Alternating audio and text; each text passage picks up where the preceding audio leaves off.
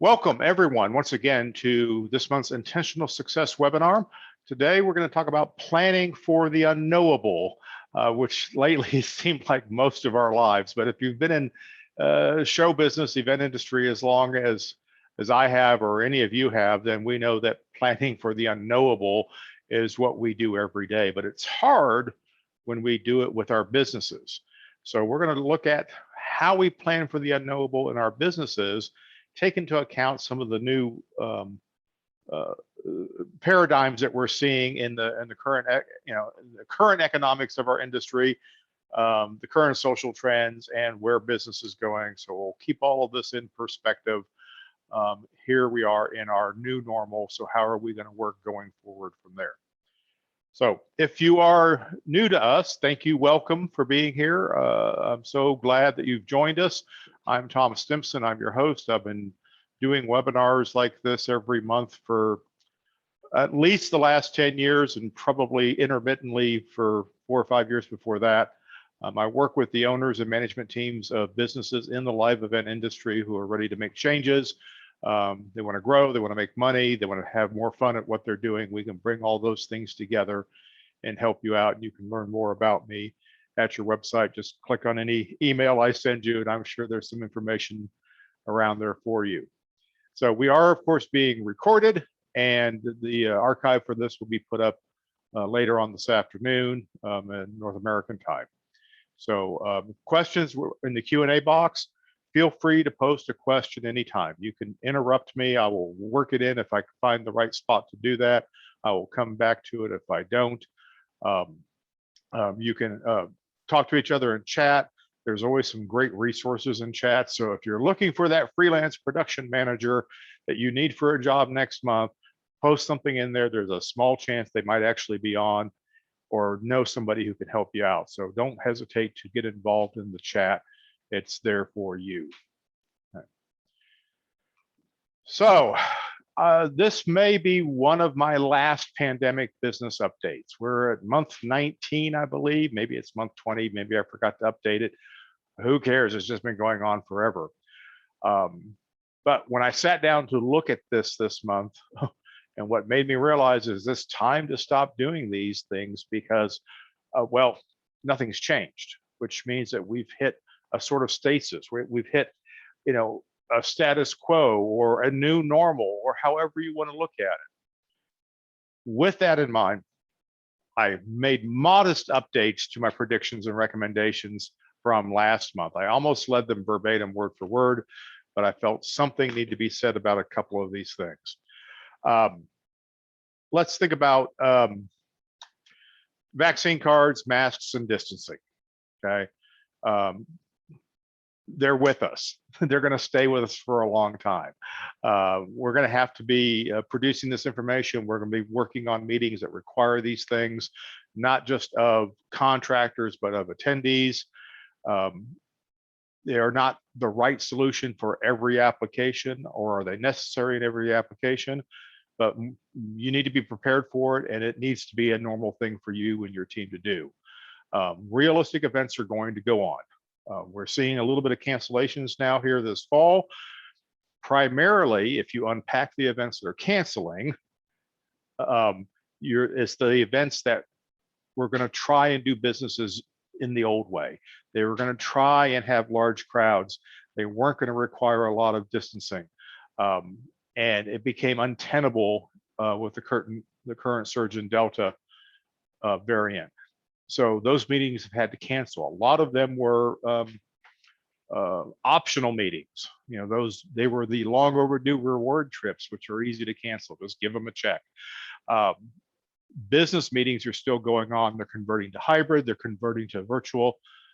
Just like I've been telling you all along, that is business as usual. So 25% of jobs are still going to cancel because they are in person and it became imprudent to hold it.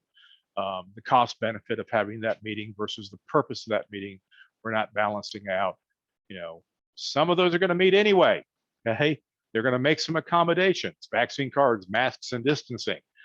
We're going to have more hybrid meetings, and we're still going to have virtual meetings. Do not pack up your studios yet. Don't put away your OBS suite. we're still doing this stuff, and it's going to go on for a long time.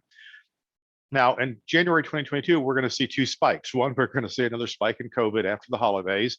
And two, we're going to see a spike in business because corporations, after 2 calendar years, are going to say, we have to figure out how to move forward. We need to meet when we need to meet.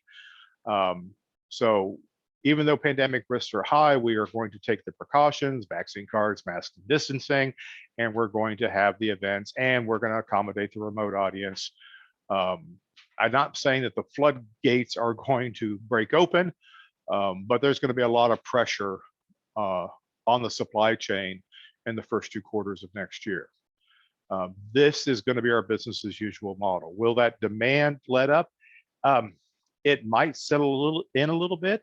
The supply chain is going to catch up. I think it's good for all of us. I think we're still 2 years away from 2019 levels. But we're already surpassing 2019 profits. So if you've been following along and doing the things that I'm recommending, you're probably more profitable now in terms of the total dollars kept than you were in 2019. And if you're not, give me a call. Let's figure out where your problems are. Now, 2022, second half of the year and beyond, I'm going to tell you, stick with your strategy. What you're trying to do now needs to be, you need to finish it, you need to be better at it, and you need to continue doing it. You have a core customer profile, focus on it, everything else is noise. You're gonna have to learn how to reject some non-core business, and you need to stay lean, and you're gonna hear that a lot from me in today's webinar. Now, short term, you've got some stuff that you need to finish fixing, right? We've been puttering around with this thing for a year and a half, more than a year and a half. We keep thinking that things are going to do one thing and then they do another, or they keep doing that one thing much too long. Here's what you need to be fixing now for 2022. Update your costs, which also means you can update your pricing. Pricing is based on costs. So if you're not updating your costs and being more aware of your costs, your prices are absolutely meaningless. Likewise, update your terms and conditions. You're doing business differently. Your risks are different. We took a hammering in March of 2020 with cancellations. Hopefully you have fixed all of those things in your selling process. You need to update proposals. Again, we're selling differently. Our terms are different. Our value propositions are different. Even if you're a rental business, your model has had to fundamentally change because you can't make a living off of writing quotes. You can only make a living off of reservations. So outsourcing direct labor, my goodness. I mean, I'm from theater. You know, most direct labor in theater has always been outsourced for hundreds and hundreds of years. You know, we can outsource most of our direct labor. It's a change in mindset, but it's one that will help you scale profitably, help you grow your business, help you take care of the peaks and the valleys of demand. It's absolutely critical. I'm going to say it several times again today. Equipment, when you're outsourcing equipment, quit thinking about jobs and look at time periods. Okay, these are just things that we should automatically understand that we have to fix to work in the models that we're in now, because your goal is to make a profit every single month. And most of you have never ever done that before. Okay, you were profitable 6 months out of the year, maybe 7 if you were lucky. You know, you should have been profitable 10 in 2019, but the fact is most companies were. Now you should be profitable year round, which means even on your slowest month, you're going to do a couple of jobs. You should still at least make it to a break even, if not push well into the profit range on your business. That's a different way of running a business, but I've been telling you about how to do it. I'm going to continue to tell you how to do it. Keep listening. Now, if that sounds really undoable or untenable or scary, or, oh my God, I just realized how far behind I am, give me a call. Okay, let's have an introduction. Let's talk about your specific case. Let's see if we can work together. I have a number of ways that I can help you get your company turned around faster and give you a faster trajectory to success, especially going into 2022. If this is a normal year, if this were 2018, We right now would be talking about what's your 2019 budget, what's your business strategy for 2019, how are you going to grow, how are you going to get more of the right customers, how are you going to run your business more profitably. That means right now is normal. You should be having those exact same conversations. How are you going to do 2022? Remember, strategy is engineering what you want to happen based on what you think is going to happen. Right? I'm giving you my ideas of what's going to happen. How are you going to run your business so that you will grow, make money, and enjoy coming to work every day? It's up to you. I can help you get there faster. Give me a call. All right, back to today's webinar, planning for the unknowable. Oh my goodness. There's, you know, as I start to write these things, my brain goes a number of places, and it's like, what do I want to get out of this? And it evolves as I start to write it. And this one is definitely no exception. What the original impetus for this webinar was how forecasting has changed. It's like, man, how are we don't know what's going to happen in Q4. Our clients aren't behaving the same way. Should I hire more people? Should I sub-rent? Should I count on this job? What do we do if this thing cancels? All of these questions. And it's like, I said, well, what did you do before? Well, before we didn't have this volatility, and we understood customer behaviors. Well, okay. So what we have now is a case of unknowable, but don't you do unknowable things all the time? Well, yeah, but this is different. No, it's not really. So let's use the tools that we use all the time in our events lives and apply them to what we do in our business lives. Okay? Your value to the marketplace has changed, which is making this harder to figure out. But you're forgetting that dealing with unknowns is what you've been doing forever, and it is your superpower. So let's use your superpower for dealing with surprises and apply it to your business. So there's a lot we don't know, right? I'm on calls with my clients every week, with their teams. I'm sitting in on sales meetings and production meetings, marketing meetings, and I hear these words over and over again. I think we're too busy in that month to take that job.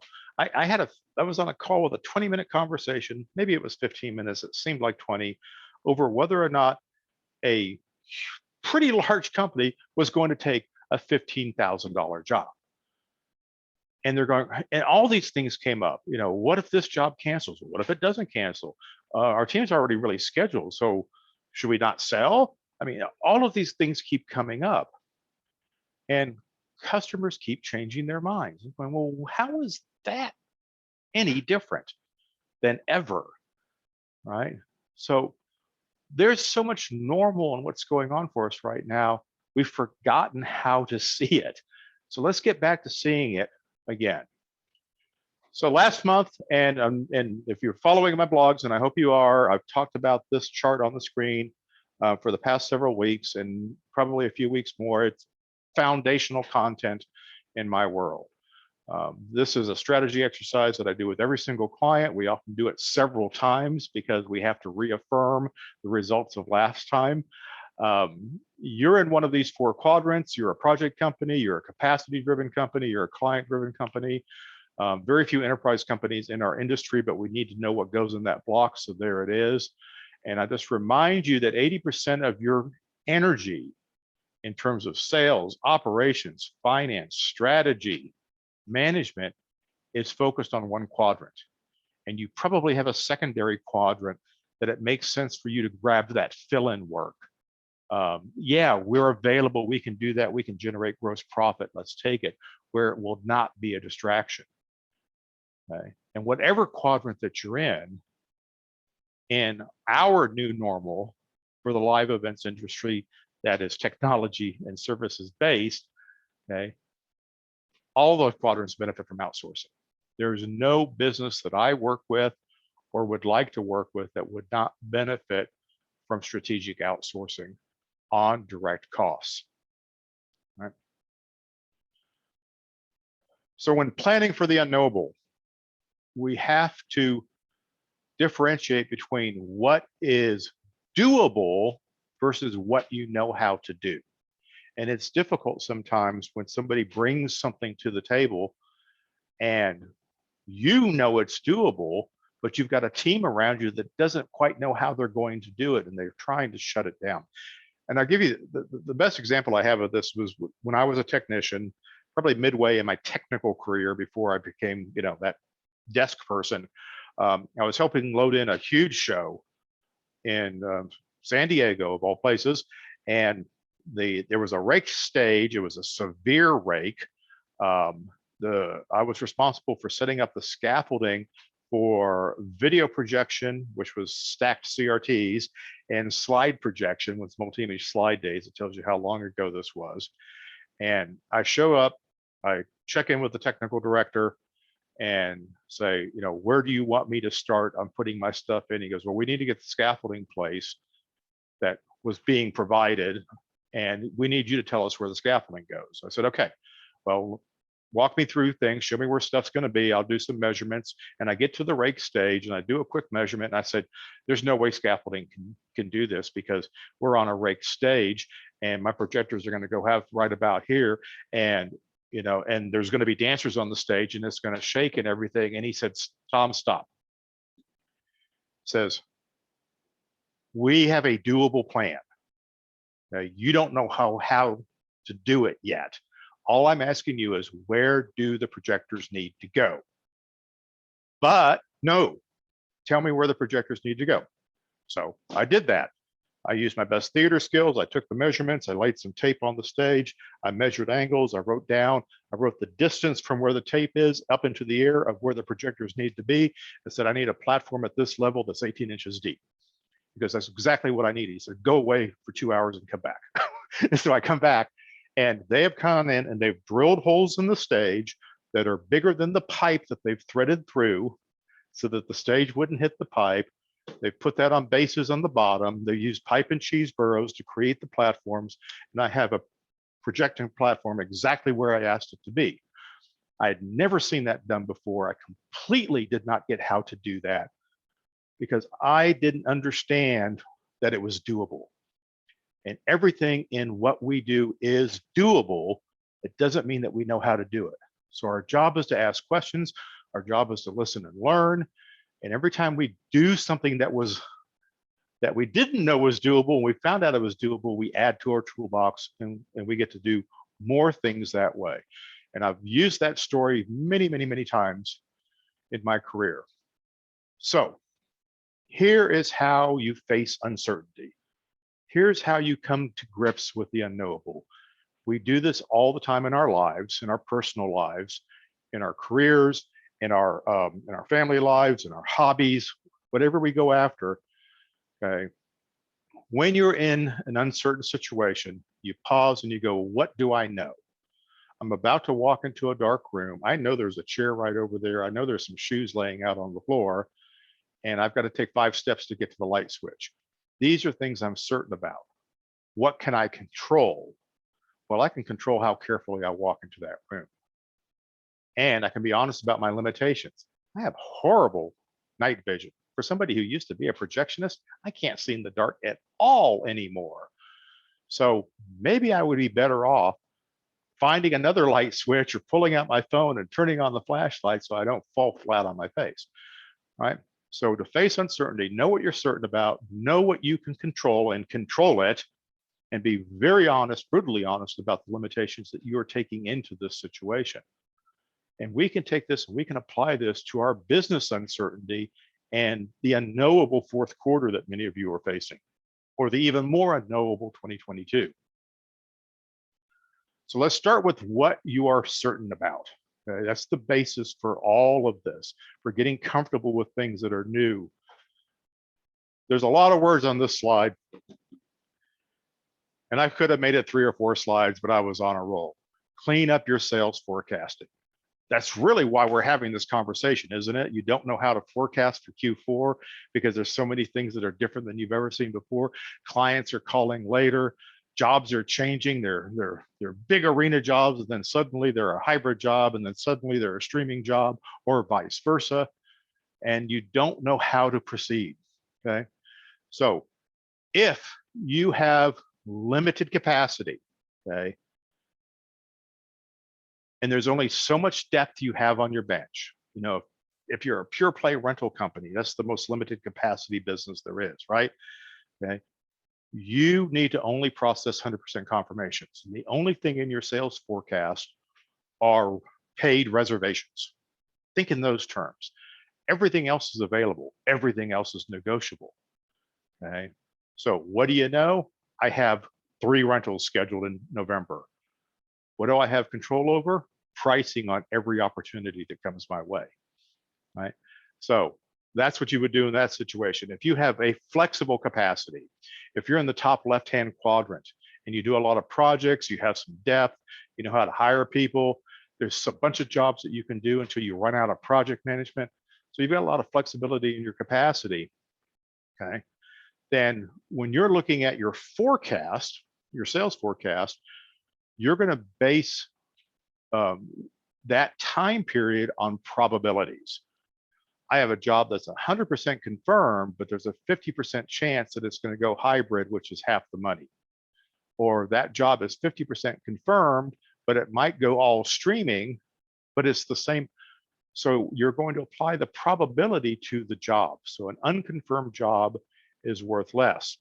So a query in a flexible environment is worth more as you get closer to the job, right? So if you have, if you're looking at October, which is, gosh, right around the corner, okay, a quote you do right now has a higher probability of confirming if it's a good target, right? Than it would have if you had wrote it 3 months ago. So I would use a higher percentage of that number to say, okay, how busy am I going to be? And if I've got 5 unconfirmed jobs in the same time period, and they're all going to be at 20, 25%, I've got roughly 1.2 jobs that I know are going to confirm and I should plan for. Making sense? So you do know a lot about that period, but you have to learn how to interpret the signals differently. And in the third category, if you cater to clients, if you're in that bottom right-hand quadrant, 100% of your focus is going to be on clients at the last minute. And if a client has a last minute need, the answer is yes. Here's what we can do and here's what it's going to cost, and we'll get it taken care of, right? Which means that any queries that are close to the time period they're going to happen are highly likely to happen. They're 25 to 50% more likely to happen. So if a client is saying, hey, we're thinking about having this award ceremony in the 3rd week of October, and you're doing the calculation in your head going, yeah, it's going to be a $20,000 streaming job. You just put $10,000 into your pipeline. We should be reserving resources based on that because you have 5 other jobs that are also in that time period that are getting the same treatment. So I know I'm going to be busy. I just don't know what I'm going to be busy doing. So I better start tying up some of my capacity for these great clients. So clearing up sales forecasts. I mean, I did a lot of sales forecasting and I'm pretty good at it. It's a teachable skill, but there's also a lot of talent involved in it as well. So we have to be able to look at the pipeline and say, based on the activity in these jobs, we expect to be busy at this time. I need to commit resources, which of course is the bottom line, right? Now, how do I improve my certainty? And that's the right question, okay? After we have this conversation that we just had, the right question is, Tom, how do I improve certainty? Well, there's 4 things you need to do, right? First thing you need to do is identify what your capacity constraints are and reduce them. If you're at the top left-hand quadrant, your capacity constraint is probably project management. It's the people who take over the job and execute it and make it happen after sales has completed the conversion. So project management is your constraint, and you're probably used to having project management on staff, and they get a couple jobs going at the same time, and they're out of capacity. So you have to figure out how to reduce that constraint. Do you add more full-time help and risk having an unprofitable month when you're slow? Or do you figure out how to outsource it and take the extra effort to standardize your processes and train somebody to do that work and accept the fact that they're going to eat into your margin a little bit, right? So work on reducing capacity constraints, outsource sooner. Waiting to outsource is never wise. If you know you're going to outsource, stop dragging your feet. If you know you have a job that you're going to have to get a local company to do it, The sooner you get them booked, the less money it's going to cost you, right? Pull the trigger sooner, because that just freed up capacity in your business by taking care of a constraint. Update your costs and pricing. One of the reasons that we are so slow to pull the trigger is because if I have to outsource this job in this city, it's going to cost me what I'm charging the client. I'm going to do everything I can to hope something magical happens and that suddenly becomes better. It's not, okay? It just tells me that you need to update your costs, which will affect what your pricing is. If you have a better understanding of what things actually cost you, and I can get you away from marking things up and start looking at margin, okay, that will give you the price that you need to be quoting clients in the aggregate. And the fourth thing you need to do is you need to start charging people for planning. We have been so focused on execution for so long. I've been in this business for 40 years. It's all about the show. But as we started to learn in March of 2020, when there's a streaming show or a show with production or content to it, a lot of the work is executed before you ever get the truck into the loading dock. And we have to start billing for that separately. We don't necessarily have to price it separately, but we have to make sure that we've accounted for those costs, we've added margin to it, and we've included it in the budget for the client. And oh, by the way, your terms and conditions should be that you're recovering this money through fees and progress billing as you go. And all of these things improve the certainty. It certainly would improve the certainty of your cash flow and your bottom line to know that that deposit is not really a deposit anymore. It's now a fee for services rendered. Therefore, you don't have to refund anything if the job cancels, right? It's probably the most valuable lesson we've gotten out of this whole pandemic, is realizing that so much of what we do, so many of the deposits we've been asking for should never have been refundable. So second thing was control what you can control. Okay, so what are some of the controllable levers that will affect you in this future, our new normal going forward? You control margins. You have 100% control over margins, because margin is the difference between what you charge and what you know something is going to cost. And if you apply margins to known costs, your margins are guaranteed. Now, what is not guaranteed is where your costs are going to be for all jobs. Okay? But you can control the lever of margins for everything that you do. So review your costs and adjust accordingly. Deepen your resource bench. While you're researching margins and costs, you're also looking at your supply chain, and you're going to build a bigger supply chain. Okay? Find more freelancers to hire, find more companies to subcontract to, find more specialists to do things that you don't need full-time, but maybe you need often. Okay?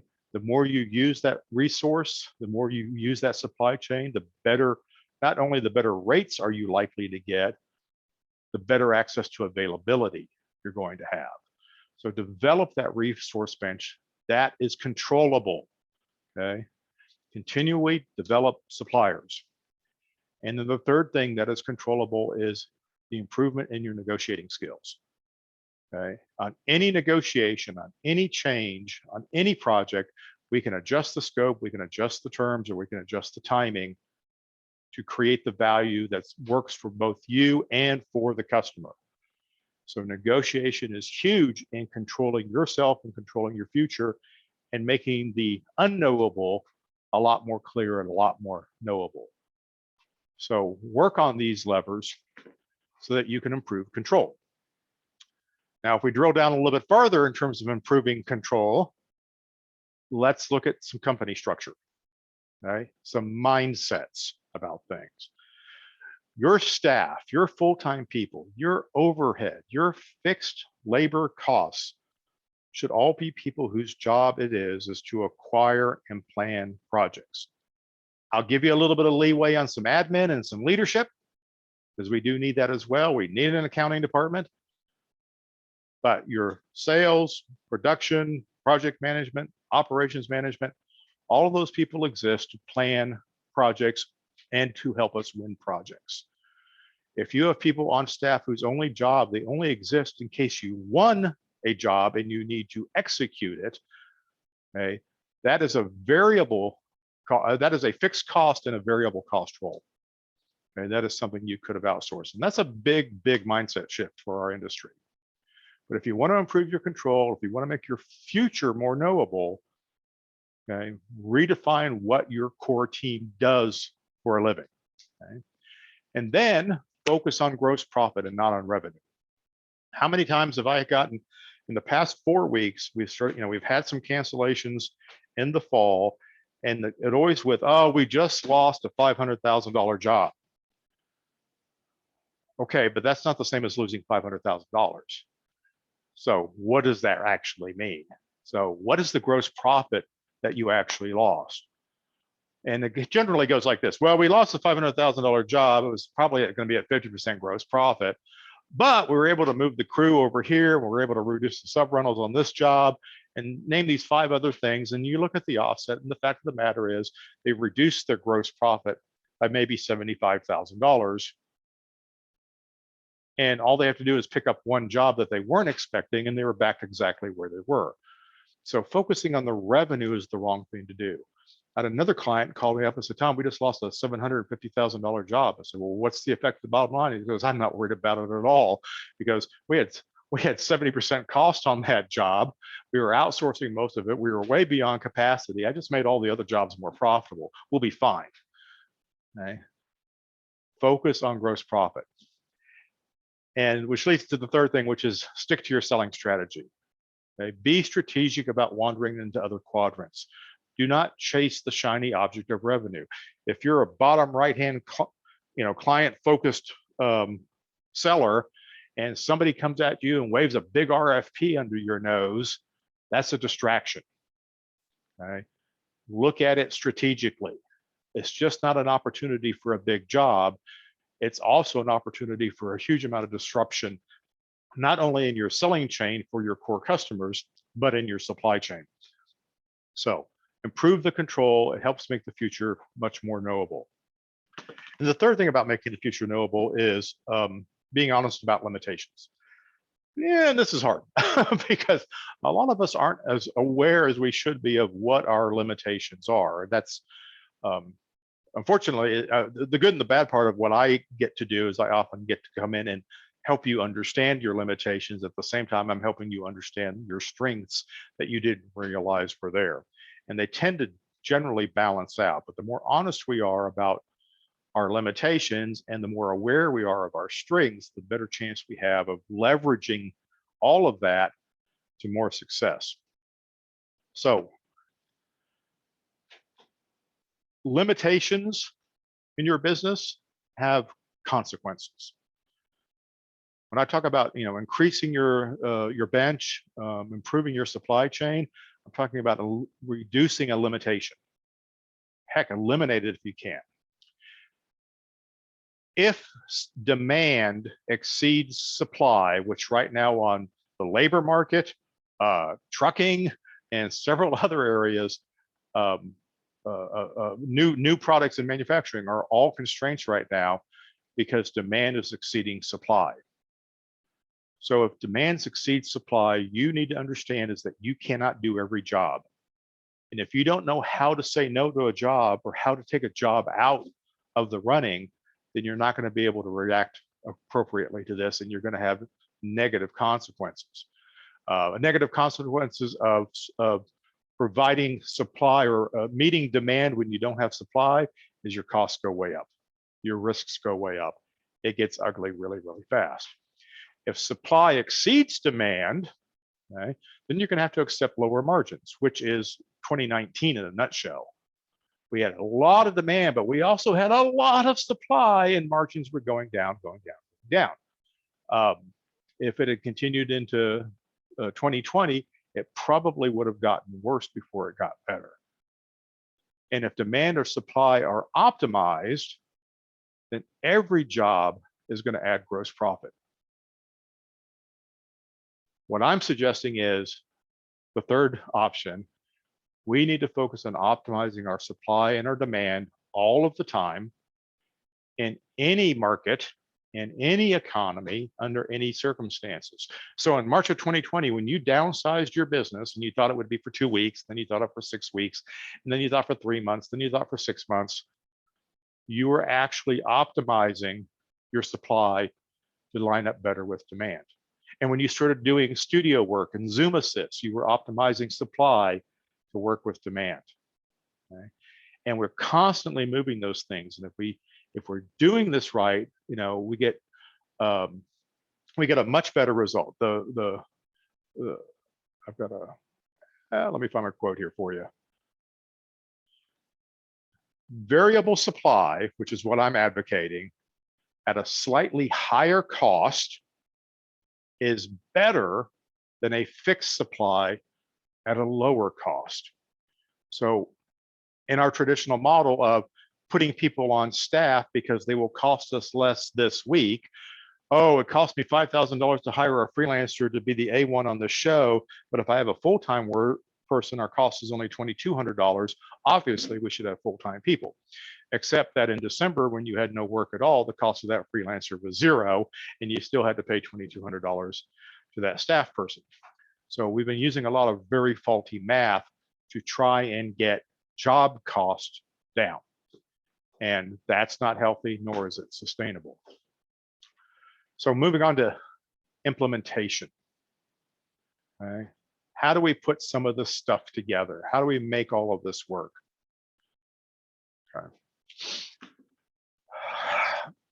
There are 3 knowable futures. If you're sitting here right now going, Tom, this is all great, I still don't know what the hell is going to happen to us in Q4 or Q1 of next year. There are 3 knowable futures. There's the opaque future, where you have nothing. You cannot see a thing. There are no market indicators to tell you what's going on. Nobody's asking for quotes. There's very little business trickling through. What are you going to do? You're going to quote the lowest acceptable margin on every opportunity you have until you move from opaque to cloudy. It's pretty simple, right? You got to seed the pipeline. You got to take some jobs. You got to generate some gross profit, even if it's minimal gross profit, because it's not about job costs. It's about the money that's going to contribute to covering your overhead. So taking less margin on a job in a slow month because it contributes gross profit to pay for your overhead is just good business. Okay? Oh, I can hear it now. Oh, but then we tell the client, and what if they want that same price in October when we're busy? That's just a salesmanship problem, folks. Okay. Your customers are not so dumb to realize that when you're slow, you're going to charge them less. And when they're buying in prime time, they're going to pay more. They do it in every other aspect of your life. Of course, they're going to complain about it. It's their job. And it works because you keep dropping your prices, because if you're not used to looking at your pipeline, you're going to sell out of fear, which is what they're counting on. Now, if we have a cloudy outlook, then I can quote beyond capacity. I've got some confirmations, but there's a bunch of other stuff going on here. I can't see everything, so I better quote more than I think I can handle, because I don't expect all of these jobs to happen. So in cloudy, your close rate's probably going to go down. There's going to be a lot of fishing expeditions on quotes and pricing.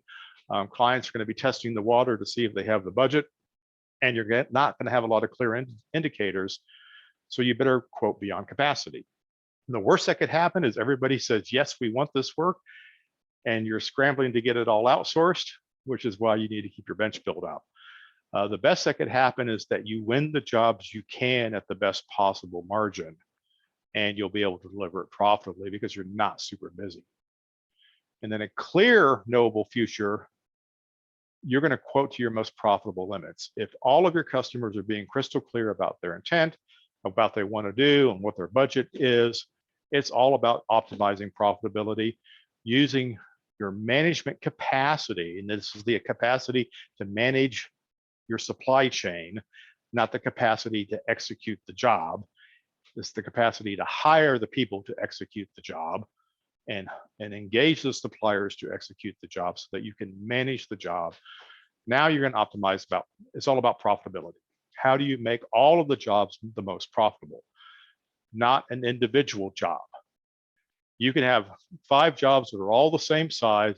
Actually, they could be 5 identical jobs at 5 different gross profits. It's the blended gross profit of those jobs during that time period that matters. Who cares if one job only has 30% gross profit because you chose to outsource it, because that made all the other jobs more profitable. Each job subsidizes and takes away from the other job's profitability in turn. So look at the profitability of that period.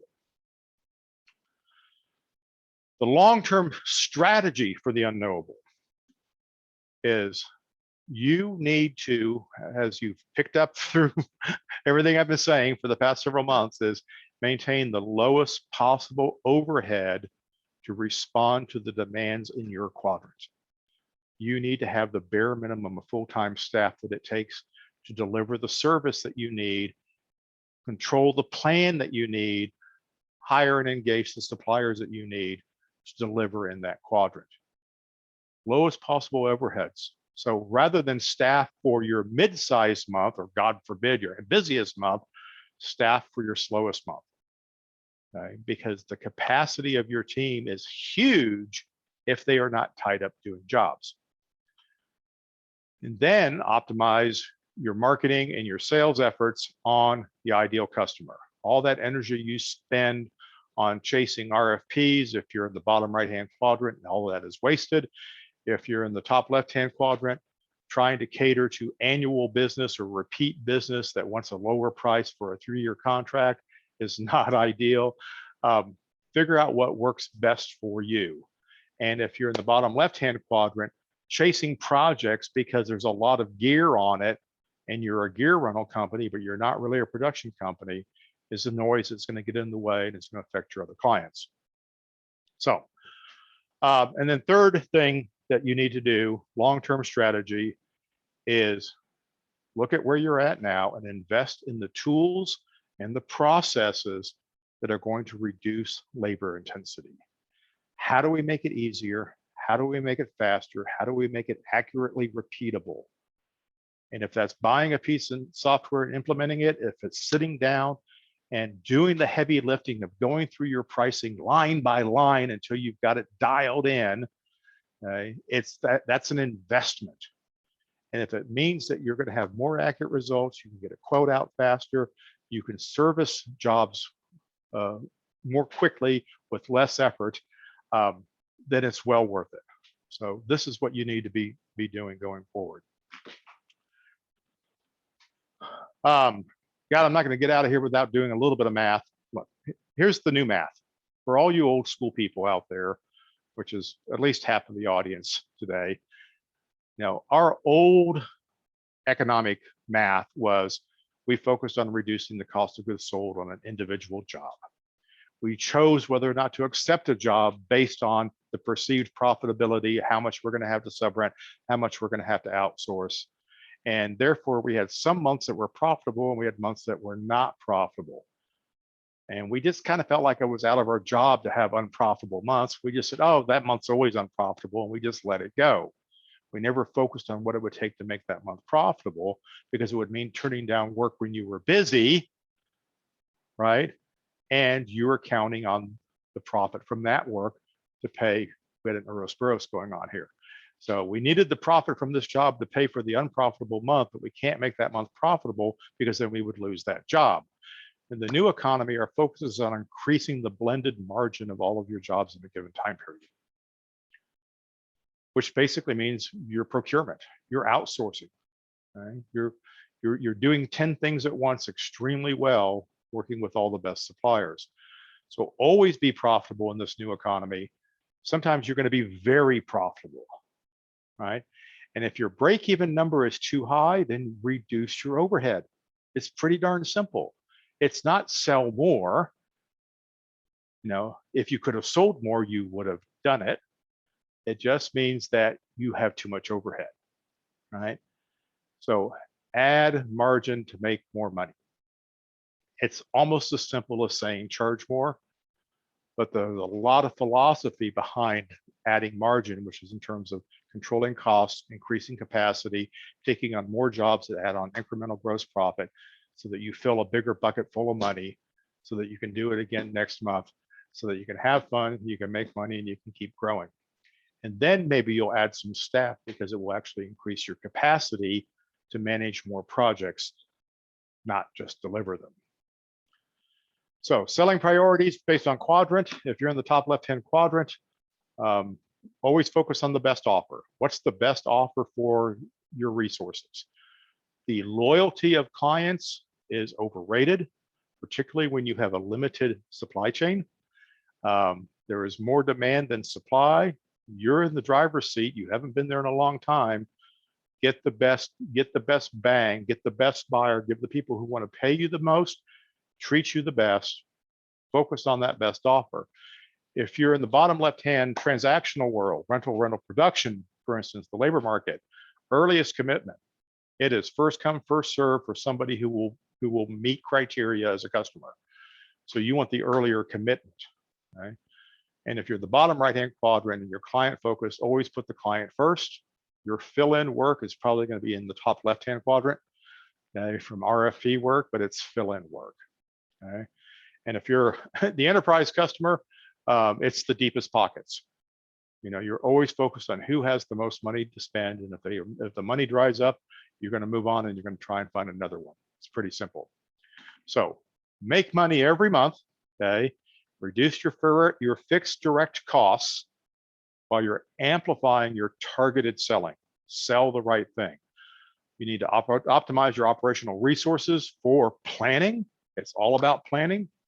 Hire the people. Execution can be purchased.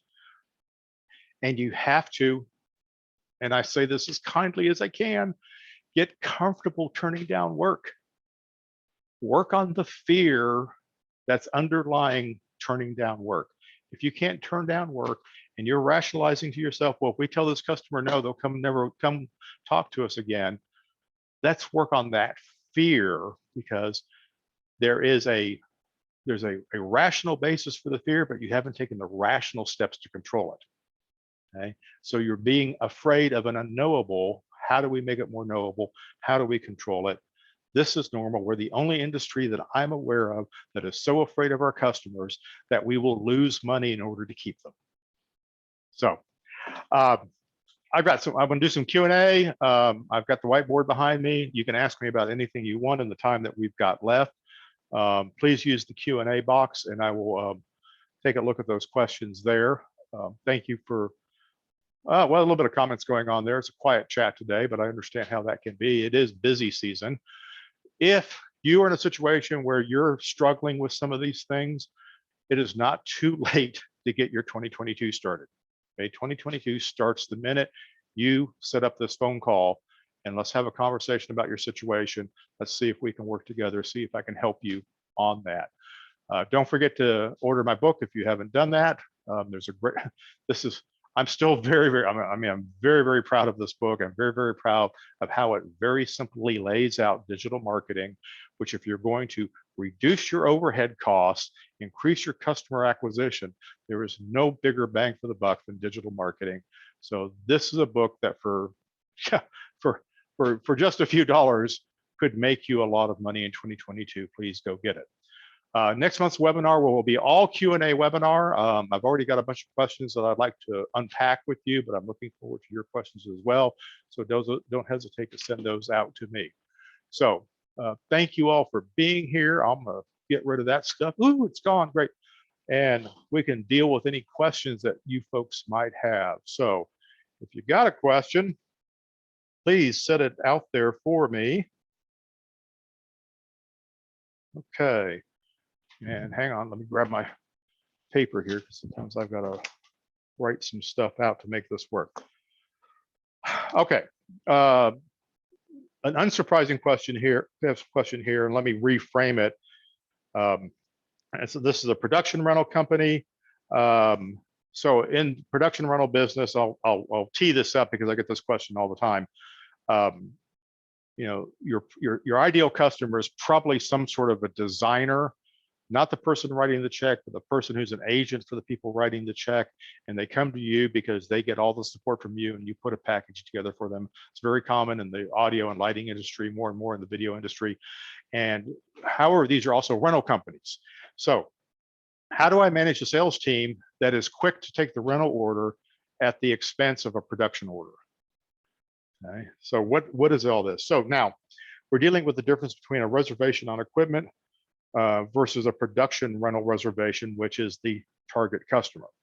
So production rental is still a bottom left-hand quadrant, but it's definitely up there towards the top left-hand quadrant on there, whereas rental is definitely down in the bottom left-hand corner.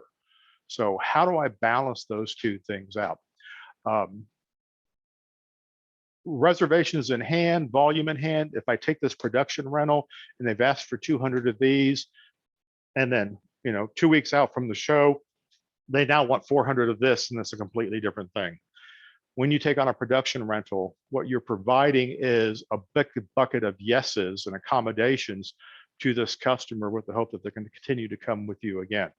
So yes, do you take the order? Do you prioritize it over rental? If you decide that production rental is your primary business. If it's your secondary business, you're going to limit how many of those people you take it from. So this goes back to take a look at ownership. You can't have the best of both worlds unless you have a huge inventory, or unless you price production rental differently than you do rentals. Which brings me back to, what are people actually paying for when they hire you for production rental? And they're paying for your ability to assemble the job and make accommodations. And what are you charging for that? Probably nothing, right? So if you want to sort this out, help everyone see that there's value you've put in the cost of supporting this job through project management, production management, master electricians, audio designers, whatever it might be, and you're getting a fee for that does not change based on the rental. And now all of a sudden, the value of the rental and the value of the production rental start to balance out a little bit, and everybody is happier.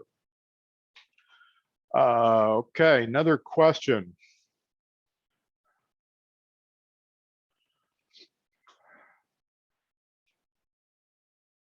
All right. So the question is around difficulties in supply chain, specifically in the labor market. Surprise. And we don't have a lot of labor in our marketplace. Therefore, it's very difficult to price. And you know what I'm going to say. I'm going to say, well, you need to look at the cost of pricing, even if you have to bring workers in from out of your marketplace, put them up in a hotel room, whatever it might be, because that is your cost basis if your supply chain is limited. To really address this issue, this supply issue of being in a market where we don't have good labor. I've been a labor guy for a long time, and I've heard it thousands of times. That's a fixable problem, but you can't fix it overnight. The short-term solution, though, is to better understand what your cost basis is, that if you're in a poor labor market, your cost basis is actually higher. It's not lower because all the labor is unskilled. It's higher because skilled labor is more expensive to get in that marketplace. So that's the first thing we have to fix. The second thing we have to fix is sales's fear that when I tell the client that, well, that's no longer $400 a day, I now have to charge $750 a day for that, they're going to freak out. And yeah, if you're going from 400 to 750 a day, you bet they're going to freak out. But that takes us back to, how are we selling? So if you're selling transactional line items where the client sees every single line item to see how the sausage is made, it's very difficult to introduce changes in your cost basis, your margin basis, and therefore your end pricing. So step one is not fix your labor supply chain. Step one is to fix your proposals. Step two is to fix your cost basis, which fixes your pricing basis, so that I can look at a job and see what it costs. And I'll give you an example. I worked through this with a client earlier. Well, it must have been earlier this week. Yeah, it was definitely on Monday, where they were looking at the cost of a $10,000 job that the client wanted. And they knew it was a little bit of a freebie. And they added up all the labor and everything. The gear was sitting on the shelf. There's no real cost in that. And they weren't going to have to subrent everything. but they were going to have to hire freelancers because this is a company that does 100% outside direct labor. There's nobody on staff who's going to step in and fill these jobs because it would interfere with planning with other jobs. Yay for them. So their cost basis on the $10,000 job was $8,000. Well, all we could talk about was how expensive, it's like the entire job is tied up in labor.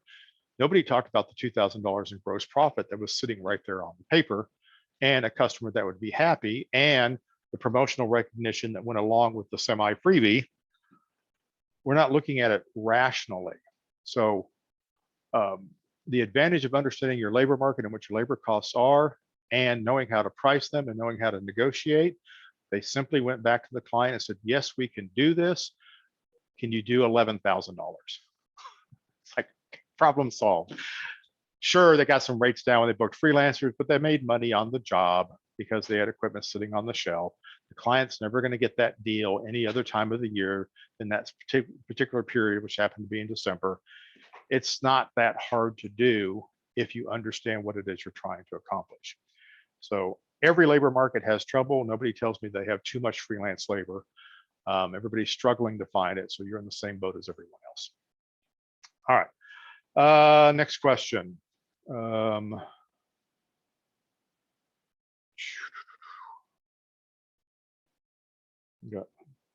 right, I got to squeeze in time for this. Okay, age-old question. We're getting busy again. Let me see if I can read it the way he says it. We're going to be real busy in October. I want to bring back some of my old staff, particularly the people who used to work in my warehouse, who are also part-time technicians. Most of them have other jobs or don't need to work. So if I don't offer them full-time work, they won't come back to work. Background, noise. All right. Here's what I don't have them here to ask the question. If you're the person asking the question, are you offering them the same money that you were offering them before? So if you're struggling with getting people to come back on a part-time basis or an on-demand basis who used to work for you, who are trained in what you do, and they were making 20 bucks an hour before, and you're offering them 20 bucks an hour to come back on demand, why in the world would they do that? All right. They all know, and they should know, that if you had to go to a labor supplier, they're going to charge you 30 bucks an hour. So why aren't you paying them 30 bucks an hour? And that's the question you need to be asking. So in a when your supply chain is constrained, as it is in labor, rates go up. Now, I know what your objection is going to be, which is why I checked my watch on how long I was going to answer this question is, well, does that mean I need to raise what I'm paying all the people that I have on staff right now? Do you? You might. And that's what assessing cost basis is all about. If you haven't fundamentally changed how you pay people after the year and a half that we've been through, you weren't paying attention. So that'd be a great thing for us to talk about in our first conversation to help get your head around that. You are better off running a smaller team, paying them more money, being able to do more business with fewer people, develop the outsourced team, hire when you need, take some slightly lower margins there, but you're going to take larger margins than the aggregate. It's called running a business. It's how you scale, it's how you grow. I would take more revenue at slightly lower margins and make more money because I took in more jobs, right? But it does require that we change some of our thinking, and pay rates are some of the things that we need to think about. So there's lots of ways to increase pay without increasing obligation, because I know you're worried about that slow month. But again, these are conversations that we need to have. It's too much to cover here in a webinar. So once again, I thank you guys for being here. My coffee supplier thanks you for being here because I increased my coffee intake for these days. I have fun putting these together. I do enjoy visiting with you guys. Thank you for your questions. Thank you for your follow-up emails. And I look forward to talking to all of you in person soon, but certainly by Zoom whenever you're ready. Take care. Be well. Talk soon.